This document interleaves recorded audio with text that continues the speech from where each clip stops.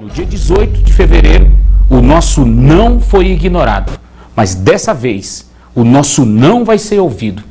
Por todo esse período, eu nunca vi uma situação tão vexatória e tão calamitosa quanto essa que nós estamos passando nesses últimos 4 anos. É isso aí! Quem concorda, é isso aí!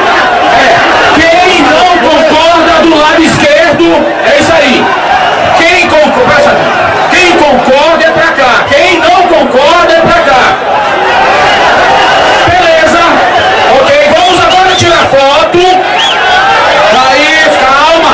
Vamos tirar foto, vamos botar no WhatsApp, vamos botar no YouTube, deixar claro pra toda a sociedade que a PM e o bombeiro não concordou com o que foi apresentado pelo governo.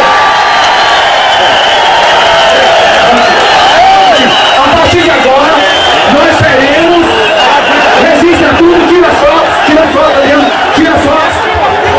A fita, isso, mantém a fita. Então, quem concordou está do lado de cá.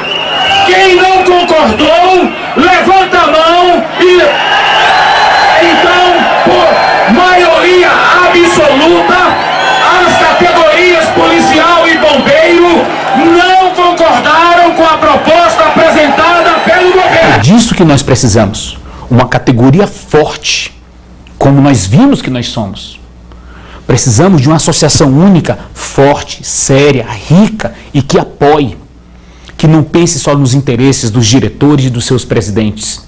Nós precisamos de um parlamentar comprometido com a classe, comprometido também com essa associação, para que esses 3 itens juntos possam se tornar uma só força e cobrar do governo, se for de direita ou de esquerda, não importa, porque ninguém dá nada de graça.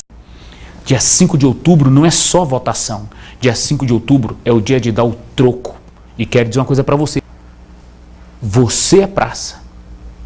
Você pensa. Logo, você existe sim.